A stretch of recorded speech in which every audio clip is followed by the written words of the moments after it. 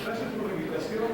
El tema que se ha propuesto para este foro es el relacionado con la excarcelación penal con la Liga de Europa.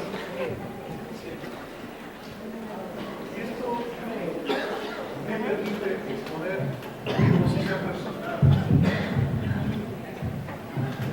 sobre la resolución número 12/2015, que fue dictada por el Pleno de la Corte Nacional de Justicia. Y en lo principal, digo con toda claridad, en lugar de dar una solución jurídica al problema inherente a drogas, lo complicó. Y esto se explica básicamente desde una arista constitucional y otra desde una perspectiva legal. Dentro del conjunto de garantías del debido proceso se encuentra la proporcionalidad. Este principio nos permite dosificar la pena en función del daño ocasionado a través del delito de libertad. Así lo dice el artículo 76, numeral 6 de la Constitución de la República. En la práctica, tratando de simplificar las cosas, no las tiempo, ¿qué sucedió? En el diseño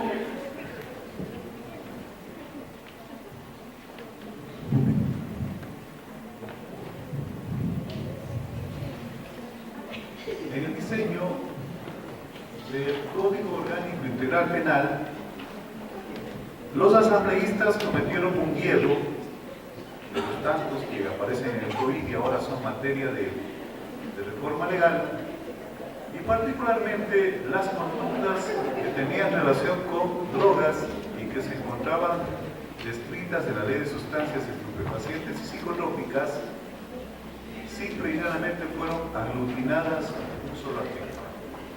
Es decir, todas las conductas se concentraron en el actual artículo 220 del Código Orgánico Integral Penal. Y esto provocó un fenómeno que a simple vista no parece tan complejo, pero en la práctica ha dado lugar a muchas dificultades. Sucede que en el diseño anterior cada tipo penal tenía una estructura típica dada por un sujeto activo, un sujeto pasivo, un verbo rector, elementos normativos, elementos descriptivos y pena. Actualmente en el artículo 220 tenemos la concentración de 14 verbos. Y esto en términos prácticos se expresa de la siguiente manera. En la línea que ha planteado el doctor Moreno, voy a ser crítico con lo que sucede en el sistema procesal.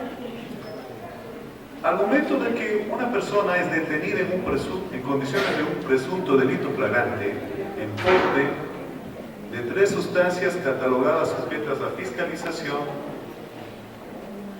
en función de las 24 horas que permite el marco normativo para la formulación de cargos, es trasladada hasta una audiencia de flagrancia. Y el fiscal realiza una imputación en la que dice simple y llanamente lo siguiente. Dice, se atribuye al ciudadano X la perpetración del delito descrito en el artículo 220 del COI. Eso es indeterminado porque, en definitiva, es obligación de la Fiscalía precisar los términos de la imputación. Y uno de los elementos claves para la discusión penal es precisar el verbo que describe la conducta. Noten ustedes que no es lo mismo portar que traficar. No es lo mismo hacer corretaje que hacer intermediación, que hacer traslado y demás verbos. Noten ustedes que incluso el diseño típico del artículo 220 tiene la expresión genérica y las demás, una descripción amplia, prácticamente.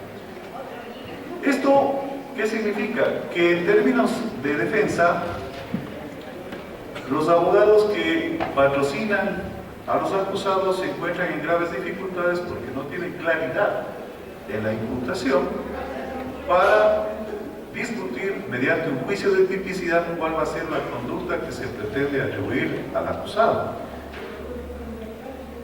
El segundo problema que subyace en el diseño típico es de que es una norma penal en blanco. Y no se lo he dicho así con toda claridad. Y es una norma penal en blanco porque en definitiva un órgano administrativo perteneciente al régimen de la función ejecutiva, el CONSEP, es el que establece dos cosas que son sustanciales: el catálogo de sustancias y particularmente la escala. Eso significa que en la práctica se está rompiendo con el principio de reserva legal, porque el órgano que establece la política criminal en términos de asuntos inherentes a drogas es el Consejo. En este aspecto, ¿qué es lo que nosotros tenemos? A partir de la vigencia del COIR, la vigencia total a partir del 10 de agosto del año 2014, tenemos ya dos tablas.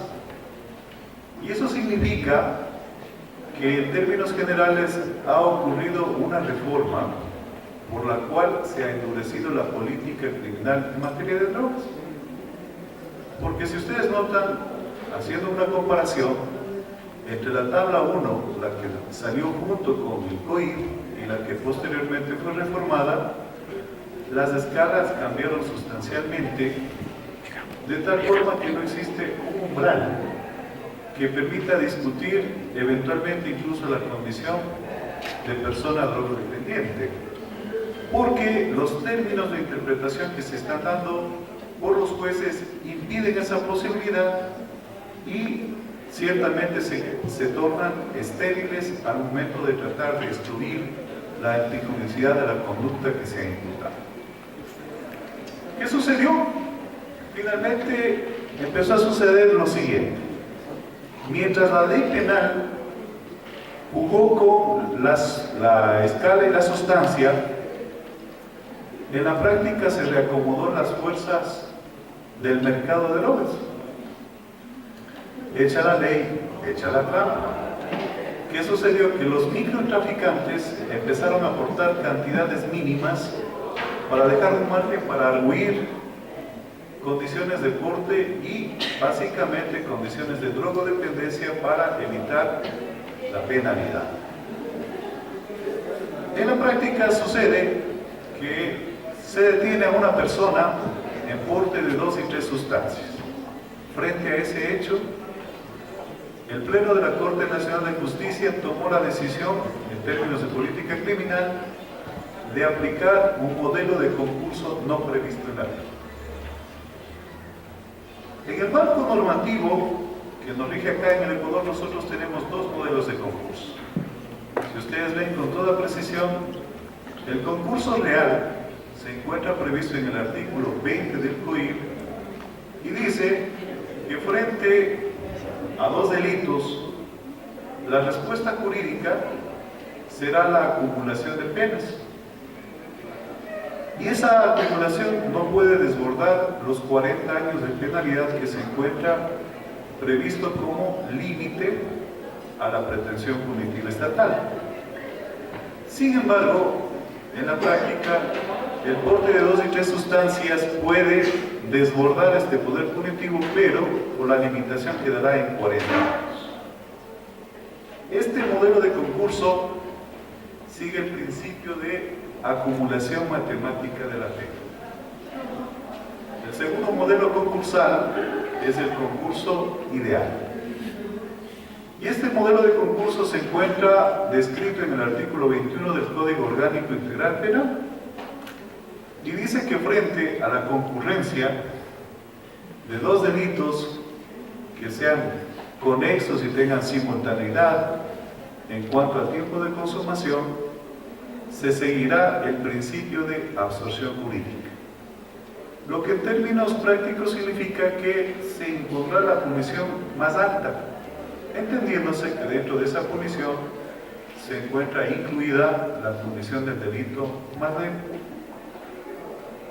Con estos dos parámetros de orden legal, la Corte Nacional de Justicia empezó a recibir una gran cantidad de sentencias de tribunales ad hoc que fueron materia de casación. Y el problema jurídico que se suscitó en ese caso en concreto, a petición generalmente de Fiscalía, que formuló casación, exigía mayor medida de punición. Y efectivamente, dentro de esa pretensión punitiva por parte de Fiscalía, se lograron dar 3 fallos reiterativos sobre este mismo punto de derecho, radicándose la solución jurídica en un modelo concursal que no es ni ideal ni real, pero que en la práctica suma las penas con un tope de 40 años. Estos tres fallos reiterativos pasaron a conocimiento y resolución del Pleno de la Corte Nacional de Justicia. Es obvio entender que como órgano colegiado, el Pleno de la Corte Nacional de Justicia está integrado por 21 jueces y juezas. Y dentro del trámite para la configuración de la jurisprudencia es indispensable el tratamiento del tema y sobre todo que este órgano se pronuncie en votos.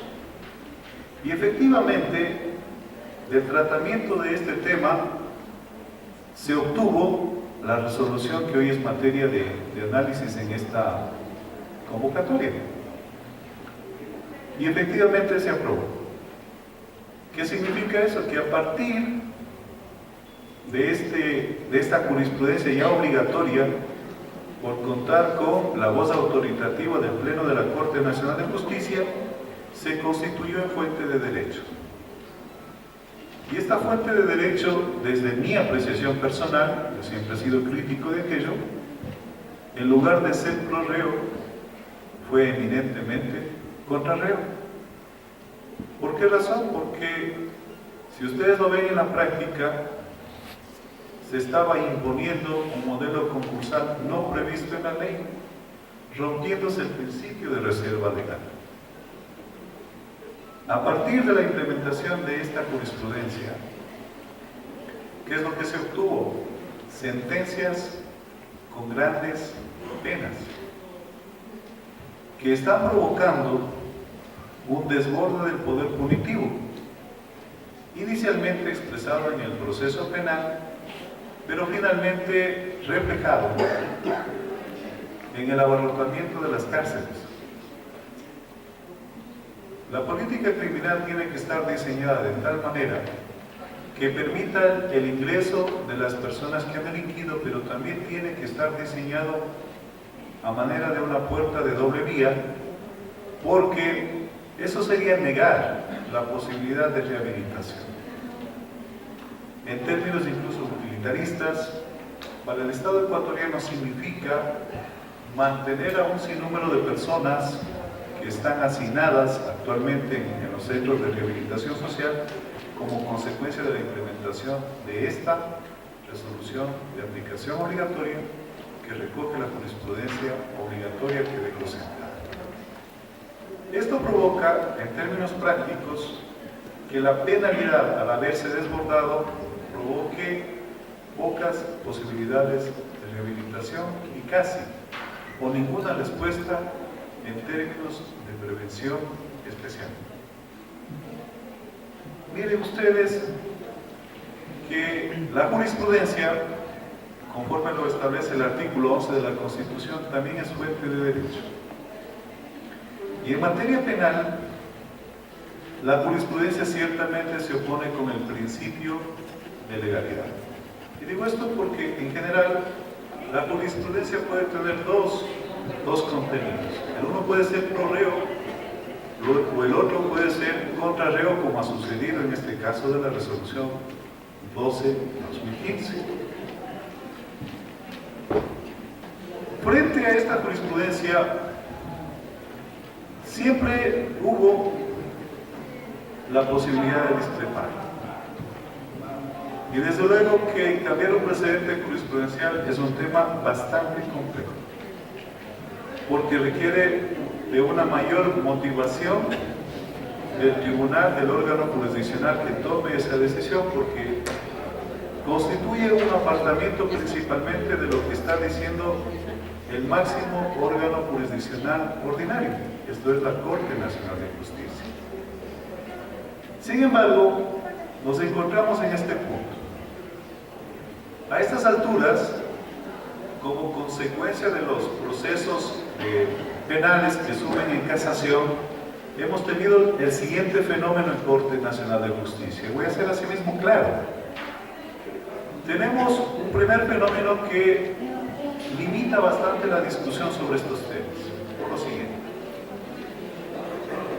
Se creó también, mediante resolución de aplicación obligatoria, el requisito de la admisión en casación. Bajo esa consideración, ustedes habrán notado en la práctica judicial que del 100% de casos que se plantean mediante recurso extraordinario de casación, quizás un 50% supera esta fase y, consecuentemente, tan solo el 50% puede llegar a una audiencia oral pública de contradictorio para la fundamentación del recurso de casación. Este es un primer obstáculo. ¿Por qué razón? Porque esta resolución nuevamente, que impone la admisión en casación, está privilegiando la tecnicidad del recurso sobre el derecho de acceso y tutela judicial efectivo. Y en ese sentido, personalmente he manifestado que al justiciado lo que le interesa es que su caso no sea resuelto en un auto, sino que sea resuelto en sentencia. Y desde la perspectiva judicial, no es lo mismo resolver un caso en auto que en sentencia, porque sobra decir que el tema de fondo siempre será motivo de discusión en una sentencia. Dada la complejidad de la admisión en el recurso extraordinario de casación, fue bastante difícil que estos temas inherentes al concurso en drogas lleguen a discutirse en audiencias de casación. Sin embargo, las buenas noticias radican en el hecho de que a esta fecha ya existen dos fallos que han cambiado el precedente obligatorio. La primera sentencia fue dictada por el Tribunal de Casación integrado por los doctores Edgar Flores Mier, Marco Rodríguez Ruiz y quien habla. La segunda sentencia que se aparta de esta jurisprudencia obligatoria es la sentencia dictada por el Tribunal integrado por Richard Gómez en calidad de ponente, Marco Rodríguez Ruiz e Iván Saquicela, jueces nacionales.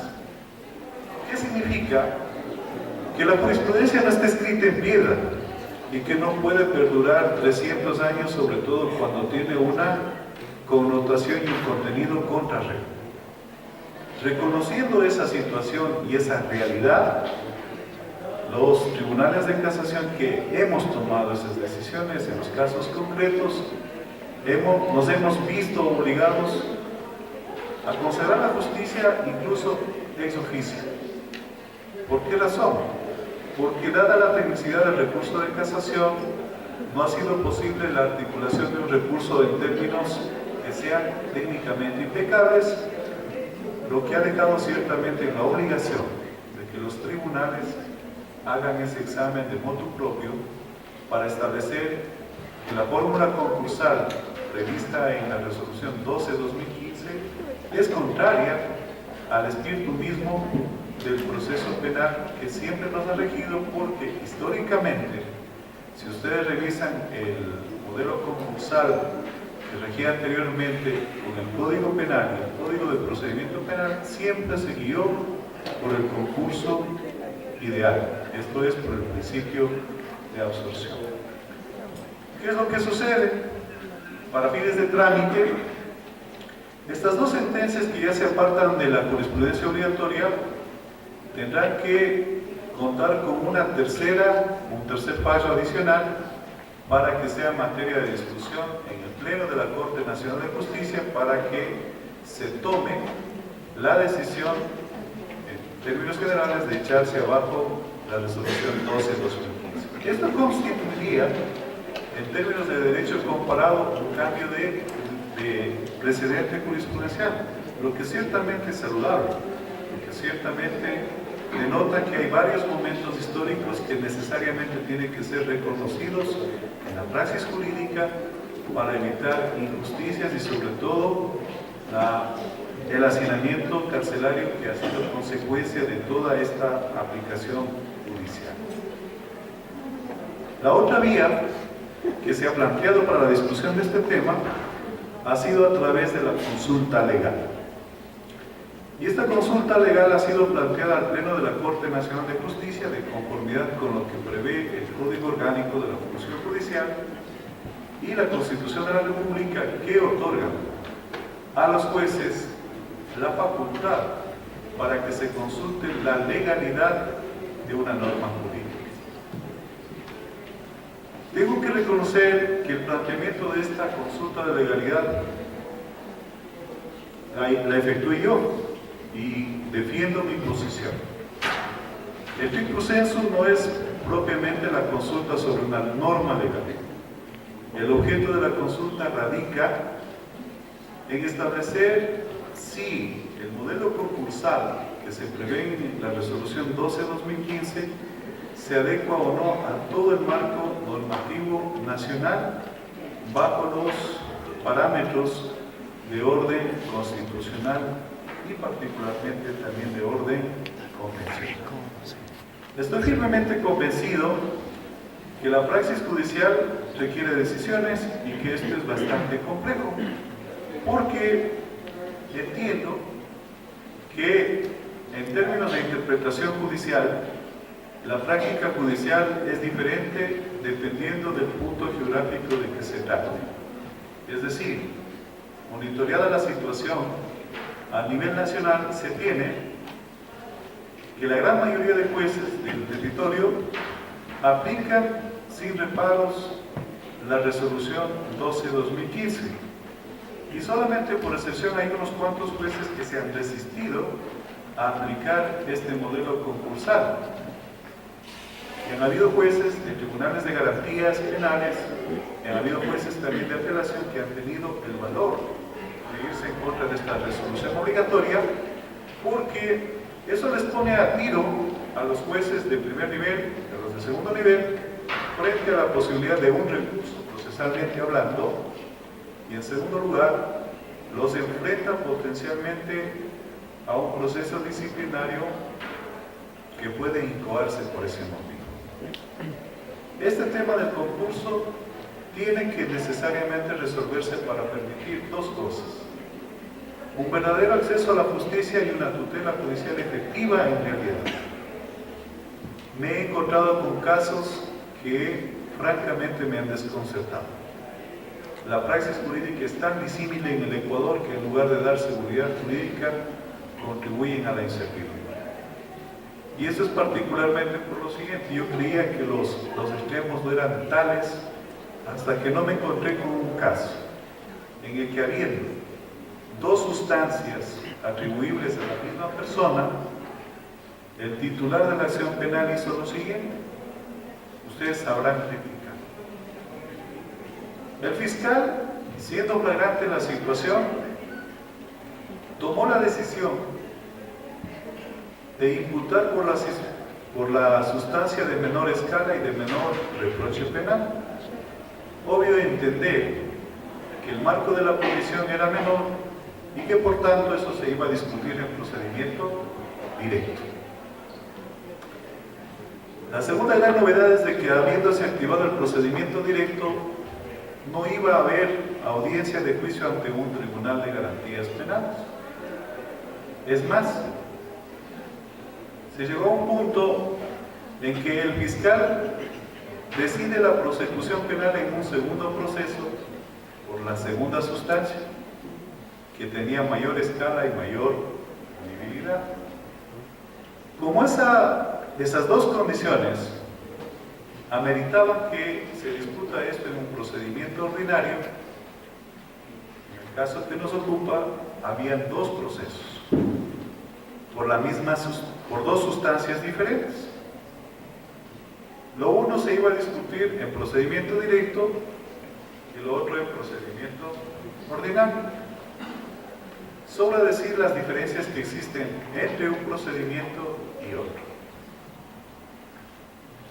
Pero en ninguna parte de la reflexión de los dos procesos jamás se discutió cuál era el verbo que describía la conducta.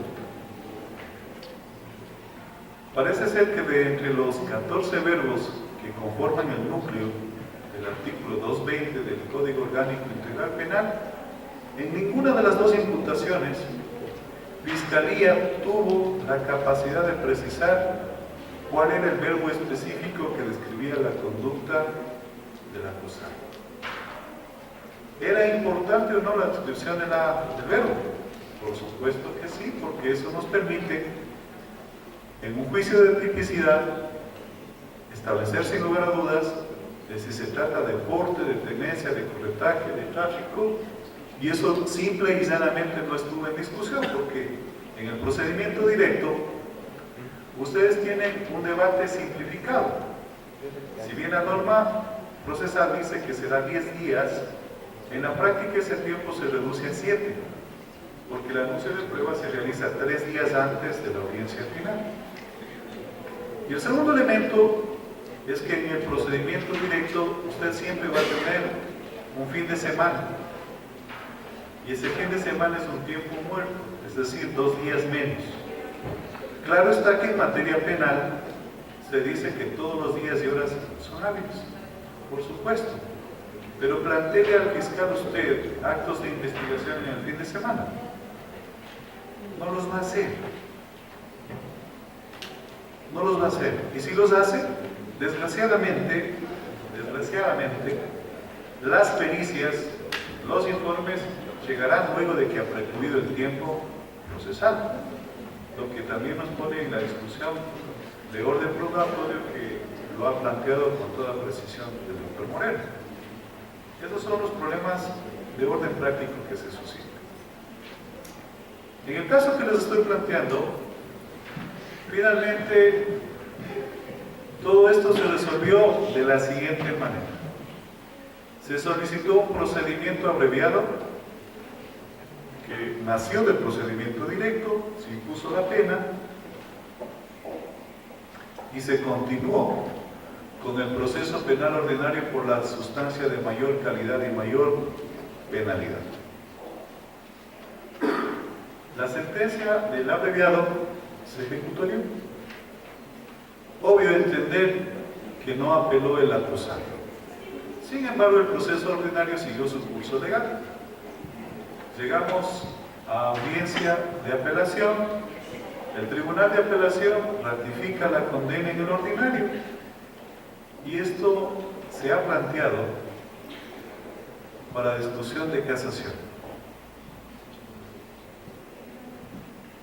¿Y ustedes qué creen? ¿Qué argumento fue el que primero se planteó en ese escenario? Un concurso mal llevado provoca una discusión de doble juzgamiento. Obvio, porque, seamos claros, si el acto se perpetra en unidad de tiempo, en unidad de lugar y un solo sujeto, el verbo termina siendo imprescindible para dilucidar cuál es la conducta que incluye a la gente. Sin embargo, esa mala imputación del fiscal al fraccionar los hechos, porque se estaban fraccionando los hechos, y se le estaba dotando de una doble cualificación jurídica de baja escala y alta escala, con procedimiento directo y un procedimiento ordinario, es obvio entender que eso fue caldo de cultivo para que se provoque un doble juzgamiento, y en la práctica eso es lo que aconteció. Desgraciadamente o felizmente, ya depende del cristal con el que se mire, ese doble juzgamiento provocó que haya ya una sentencia penal reducida por el abreviado que estaba ejecutoriada. La segunda condena, que era la de mayor tamaño, ciertamente daba lugar a la discusión de doble juzgamiento, y la pregunta que subyace ahí es: ¿y cómo se resuelve todo este galimatías jurídico? Pues mi posición en particular es de que al haberse reprochado o al haberse imputado indebidamente, fraccionando hechos, haciendo doble cualificación jurídica, se suscitó la violación a la garantía de doble juzgamiento, y consecuentemente la pena impuesta en el abreviado es la que satisface el reproche penal. Consecuentemente, la segunda condena carece de legitimidad por vulneración a esa garantía. Todo este dislate, toda esta locura que parecería una anécdota más que un caso concreto, sucede, y lastimosamente creo que sucede muy habitualmente en el Ecuador, porque no se maneja con precisión el concurso. Finalmente, quiero dejar sentado que el factor para dilucidar con toda precisión en el Ecuador si el concurso que tiene que aplicarse es real o es ideal, sin lugar a dudas, doctores y doctoras, es el artículo 406 del Código Orgánico Integral Penal, que establece básicamente las condiciones para la conexidad. En el primer inciso del artículo 406, nosotros tenemos condiciones sobre las acciones o omisiones que describen la conducta, que deben guardar unidad en tiempo y también en espacio. Factores que sirven para diferenciar lo siguiente. Elemento 1, la flagrancia. Si hay flagrancia en la consumación del delito. 2, las reglas de la competencia en función del territorio. Porque si el delito es perpetrado en Quito, las reglas de la competencia dicen por el territorio y la materia que los jueces competentes tienen que ser los de la ciudad de Quito. Esta garantía es imprescindible pese a que procesalmente en el COIP también se prevé que el descubrimiento del delito da la posibilidad de que se radique competencia por ese factor. Ejemplo, si el delito se empieza a consumar en Quito y se descubre en Santo Domingo de los Áchilas, esto sería aplicable al caso de transporte, por ejemplo. El segundo numeral del artículo 406 establece los supuestos que tienen que necesariamente analizarse al momento de una imputación y también al momento de efectuarse una defensa eficaz. El primer supuesto es la relación que subyace entre delito medio y delito fin.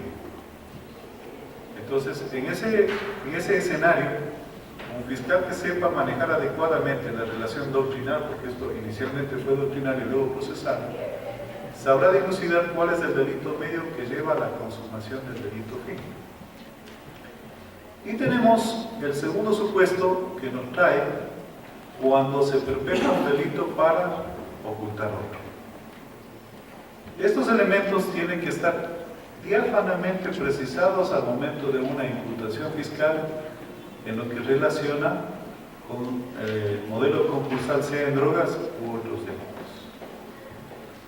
Dejo sentado por lo menos la idea de que la divergencia de opiniones en el seno de la Corte Nacional de Justicia se resuelve en los cánones y en los términos que prevé la normativa constitucional y legal, que han permitido que estemos ante el cambio de un precedente jurisprudencial que, a mi modo de ver, provocará un escenario de favorabilidad, porque el momento en que se aplique o se apruebe esta resolución cambiando el precedente, es obvio entender que ustedes, como litigantes, harán uso de ese precedente con efecto retroactivo para pedir que las penas sean reducidas en función del principio de absorción que recoge la ratio decidendi de este cambio jurisprudencial que ya se ha expresado en los dos fallos que dejo sentados. Este es un escenario favorable. que no tiene cálculo político, que simple y llanamente obedece a principios de orden constitucional que sustentan la dosificación punitiva en términos del delito de derechos. Muchas gracias.